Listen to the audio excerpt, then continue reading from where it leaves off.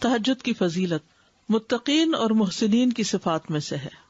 قرآن مجید میں اللہ تعالیٰ فرماتے ہیں، بے شک متقی لوگ باغوں اور چشموں میں ہوں گے، لینے والے ہوں گے جو ان کا رب انہیں دے گا، یقیناً وہ اس سے پہلے نیکی کرنے والے تھے، وہ رات کے بہت تھوڑے حصے میں سوتے تھے اور رات کی آخری گھڑیوں میں وہ بخشش مانگتے تھے، سحری کے وقت استغفار کرتے تھے۔ اس آیت کا مقصد یہ ہے کہ وہ راحت اور نفس کے سکون کے اوقات میں عبادت کی مشقت کو برداشت کرتے ہیں، یعنی جب ساری دنیا سوتی ہے، آرام کرتی ہے، تو وہ اپنے آپ کو عبادت میں تھکاتے ہیں اور دن کی مشقتوں سے صرف تھوڑا ہی آرام حاصل کرتے ہیں۔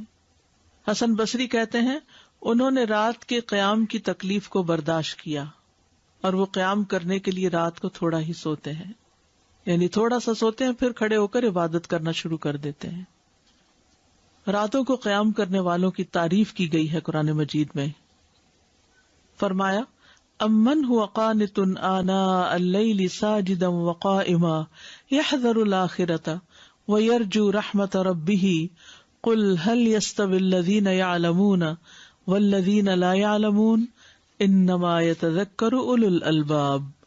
کیا یہ بہتر ہے یا وہ شخص جو رات کی گھڑیوں میں سجدہ کرتے ہوئے اور قیام کرتے ہوئے عبادت کرنے والا ہے، آخرت سے ڈرتا ہے اور اپنے رب کی رحمت کی امید رکھتا ہے؟ کہہ دو، کیا برابر ہیں وہ لوگ جو جانتے ہیں اور وہ جو نہیں جانتے؟ نصیحت تو بس عقل والے ہی قبول کرتے ہیں۔ جنت میں جانے والوں کی صفات بھی یہی ہیں، والذین یبیتون لربہم سجدا وقیاما، وہ لوگ جو اپنے رب کے لیے سجدہ کرتے ہوئے اور قیام کرتے ہوئے رات گزارتے ہیں، یعنی رات کو عبادت کرتے ہیں، اور جو کہتے ہیں اے ہمارے رب ہم سے جہنم کا عذاب پھیر دے، بے شک اس کا عذاب ہمیشہ چمٹ جانے والا ہے۔ رات کو تہجد پڑھنے اور اس میں دعا کرنے والوں کی جزا کیا ہے؟ سورۃ الفرقان میں آتا ہے، اولئک یجزون الغرفۃ بما صبروا ویلقون فیہا تحیۃ وسلاما خالدین فیہا حسنت مستقرا ومقاما۔ ان لوگوں کو جزا میں بالا خانہ دیا جائے گا اس لیے کہ انہوں نے صبر کیا، اور اس میں ان کا استقبال زندگی کی دعا اور سلام کے ساتھ کیا جائے گا، ہمیشہ اس میں رہنے والے، اور وہ ٹھہرنے اور رہنے کی اچھی جگہ ہے۔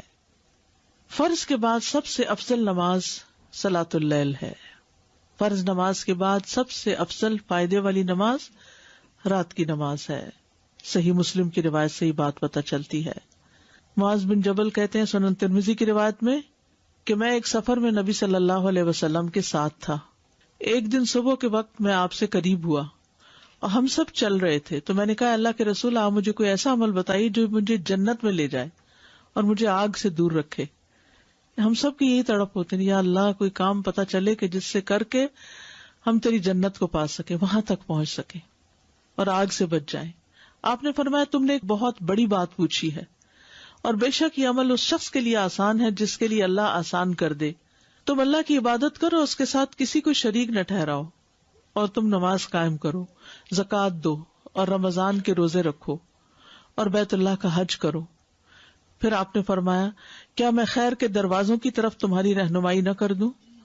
روزہ ڈھال ہے، صدقہ گناہ کو ایسے بجھا دیتا ہے جس طرح پانی آگ کو بجھا دیتا ہے، اور آدھی رات کے وقت آدمی کا نماز پڑھنا۔ پھر آپ صلی اللہ علیہ وسلم نے یہ آیت پڑھی، تتجافی جنوبہم عن المضاجع، ان کے پہلو بستروں سے الگ رہتے ہیں، یدعون ربہم خوفا وطمعا، اپنے رب کو خوف اور امید کی حالت میں پکارتے ہیں۔ تو اس سے پتہ چلتا ہے کہ تہجد پڑھنا جو ہے وہ جنت کی طرف لے جانے والے کاموں میں سے ہے، اور یہ مومن کا شرف ہے۔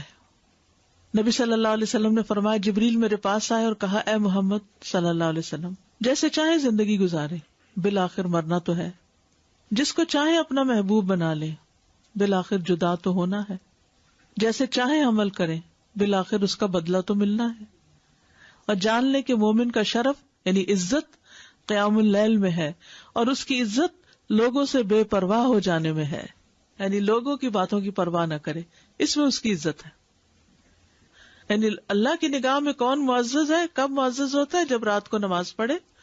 اور لوگوں کی نگاہ میں معزز کون ہوتا ہے؟ جو لوگوں کی غلطیوں کو معاف کر دے اور ان سے ان کے مال، ان کے پاس جو کچھ ہے اس سے بے پرواہی اختیار کرے، اس کی لالچ نہ رکھے۔ نبی صلی اللہ علیہ وسلم کی امت کے معزز لوگ، ابن عباس سے روایت ہے، انہوں نے کہا کہ رسول اللہ صلی اللہ علیہ وسلم نے فرمایا، میری امت کے اشراف قرآن کے حافظ اور رات کو نماز پڑھنے والے ہیں۔ یعنی صرف حفظ کرنا کافی نہیں، بلکہ پھر اس کو راتوں کے وقت پڑھنا بھی چاہیے۔ قابل رشک انسان وہ ہے جو قرآن پڑھتا ہے اور رات کو قیام کرتا ہے۔ اس کے پہلو میں ایک شخص ہوتا ہے جو قرآن نہیں جانتا، پس وہ اس قیام کرنے اور اسے جو اللہ نے قرآن میں سکھایا اس پہ رشک کرتا ہے اور کہتا ہے اگر اللہ مجھے بھی ایسا علم دے تو میں بھی اس کی طرح قیام کروں۔ یعنی ایک شخص خود حافظ نہیں لیکن کسی کو دیکھتا ہے تو رشک کرتا ہے، یا اللہ میں بھی حافظ ہوتا تو میں بھی اس کی طرح قرآن پڑھتا۔ کیونکہ رشک کا جذبہ انسان کے اندر ہے، تو بجائے اس کے کہ ایسی چیزوں میں رشک کرے جو دنیا سے متعلق ہے، جو فانی ہے، ہاتھ سے جانے والی ہے، کیوں نہ رشک کرے انسان نیکی کے کاموں پر کہ جو ہمیشہ ہمیشہ کے لیے فائدہ دینے والے ہیں۔